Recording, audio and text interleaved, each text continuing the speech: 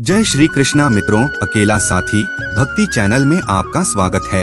श्री कृष्ण आप सब पर अपनी कृपा बनाए रखें और आपकी सारी मनोकामना पूरी करें। श्री कृष्ण कहते हैं कि राजा परीक्षित महाभारत के नायक अर्जुन के पौत्र थे।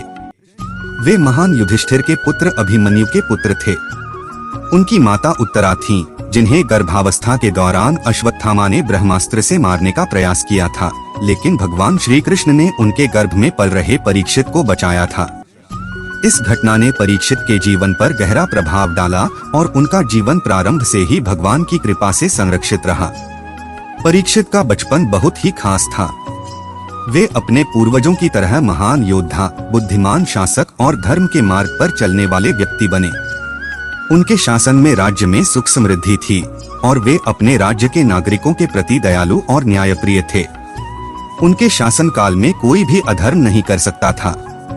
उन्हें भगवान श्री कृष्ण में अटूट विश्वास था और उन्होंने अपने जीवन में धर्म का पालन पूरी निष्ठा से किया। कई वर्षों के सफल शासन के बाद एक दिन राजा परीक्षित शिकार पर निकले। वन में भटकते हुए उन्हें प्यास लगी और वे एक ऋषि के आश्रम में पहुंचे। यह ऋषि शमीक थे, जो गहन ध्यान में लीन थे। ध्यानमग्न होने के कारण ऋषि ने राजा की उपस्थिति का कोई उत्तर नहीं दिया। राजा परीक्षित ने ऋषि से जल मांगा, लेकिन ध्यान में होने के कारण ऋषि ने राजा को नजरअंदाज कर दिया। यह देखकर राजा को अत्यंत क्रोध आया। राजा परीक्षित का यह क्रोध एक क्षणिक आवेग था, क्योंकि वे आम तौर पर शांत और संयमी व्यक्ति थे। क्रोध के वशीभूत होकर उन्होंने पास पड़ा एक मरा हुआ सांप उठाया और उसे ऋषि शमीक के गले में डाल दिया। यह एक अहंकार का क्षण था, जिसमें उन्होंने यह नहीं सोचा कि ऋषि का ध्यान तो भगवान की साधना में था। इस प्रकार राजा परीक्षित ने एक बहुत बड़ी भूल कर दी। जब ऋषि शमीक के पुत्र श्रृंगी ऋषि ने यह दृश्य देखा तो वे अत्यंत क्रोधित हो गए। श्रृंगी एक तपस्वी और महान ब्रह्मचारी थे, जिनमें आत्मबल और तेज अपार था। पिता के अपमान से आहत होकर उन्होंने क्रोध में आकर राजा परीक्षित को श्राप दे दिया कि 7 दिनों के भीतर उन्हें तक्षक नाग डसेगा और उनकी मृत्यु निश्चित होगी। यह श्राप तत्काल प्रभावी हो गया और जब यह बात राजा परीक्षित तक पहुंची तो उन्हें अपनी गलती का आभास हुआ। उन्हें समझ में आया कि उन्होंने एक महान ऋषि का अपमान कर दिया, जो कि अधर्म था। वे इस श्राप को सहर्ष स्वीकार करते हैं, क्योंकि उन्हें अपने कर्म का परिणाम भुगतना ही था।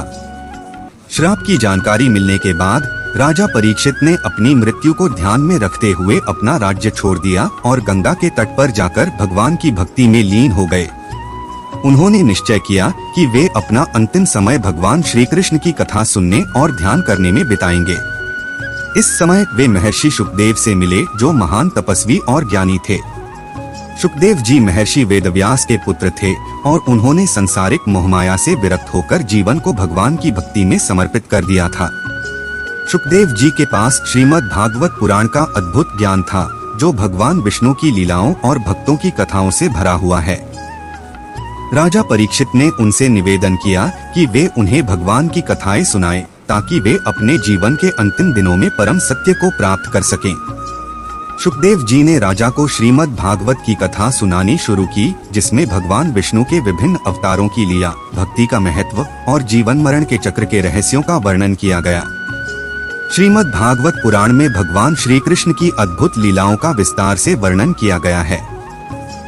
राजा परीक्षित ने पूरी श्रद्धा और भक्ति के साथ इस कथा का श्रवण किया। इस कथा के माध्यम से उन्हें आत्मज्ञान प्राप्त हुआ और उन्होंने समझा कि यह शरीर नश्वर है और आत्मा ही सत्य है। भागवत कथा के दौरान राजा परीक्षित को बताया गया कि जब व्यक्ति भक्ति के मार्ग पर चलता है और भगवान में पूरी तरह से समर्पित हो जाता है, तो उसे जीवन मरण के बंधनों से मुक्ति मिलती है। राजा परीक्षित ने इस सत्य को पूरी तरह से आत्मसात किया और भगवान के चरणों में अपना मन समर्पित कर दिया। 7वें दिन, जैसा कि श्रृंगी ऋषि ने श्राप दिया था, तक्षक नाग राजा परीक्षित को डसने आया। लेकिन उस समय तक राजा परीक्षित ने अपनी आत्मा को भगवान के चरणों में पूरी तरह से समर्पित कर दिया था, इसलिए तक्षक के विष का उन पर कोई प्रभाव नहीं पड़ा।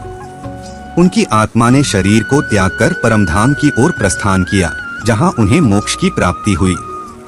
धैर्य और संयम। राजा परीक्षित का गुस्सा एक क्षणिक था, लेकिन इसके परिणाम स्वरूप उन्हें जीवन से हाथ धोना पड़ा। इससे यह सीखने को मिलता है कि हमें हर परिस्थिति में धैर्य और संयम बनाए रखना चाहिए। कर्म का फल हर कर्म का परिणाम होता है। राजा परीक्षित ने ऋषि का अपमान किया, जिसका परिणाम उन्हें अपनी जान देकर भुगतना पड़ा। इसलिए हमें सदा सोच समझकर कर्म करना चाहिए। भक्ति और समर्पण। भागवत कथा सुनकर राजा परीक्षित ने आत्मज्ञान प्राप्त किया और भगवान में पूरी तरह से समर्पित हो गए। इससे यह समझ आता है कि भक्ति और ईश्वर में समर्पण से जीवन के सारे कष्ट समाप्त हो सकते हैं। मृत्यु का भय। मृत्यु जीवन का अपरिहार्य सत्य है, लेकिन अगर हम भगवान के मार्ग पर चलते हैं तो मृत्यु का भय समाप्त हो जाता है। राजा परीक्षित ने मृत्यु का सामना भगवान के स्मरण और भक्ति के साथ किया और मोक्ष प्राप्त किया। राजा परीक्षित की यह कथा हमें जीवन के महत्वपूर्ण पहलुओं की ओर ध्यान आकर्षित करती है। धैर्य, संयम, भक्ति और कर्म का महत्व। श्रीमद् भागवत पुराण में वर्णित यह कथा एक व्यक्ति के जीवन को दिशा देने में सक्षम है। जब हम अपनी गलतियों को स्वीकार करते हैं और भक्ति के मार्ग पर चलते हैं, तो हम जीवन के सबसे बड़े सत्य, मृत्यु को भी शांतिपूर्वक स्वीकार कर सकते हैं। इस प्रकार श्रीमद् भागवत की यह कथा न केवल राजा परीक्षित के जीवन का अंत है, बल्कि एक नई शुरुआत की ओर भी संकेत करती है, जो आत्मज्ञान और मोक्ष की प्राप्ति की ओर ले जाती है। दोस्तों, आज बस इतना ही। मिलते हैं अगली वीडियो में। बस अपना ख्याल रखिएगा। जय श्री कृष्णा मित्रों, धन्यवाद।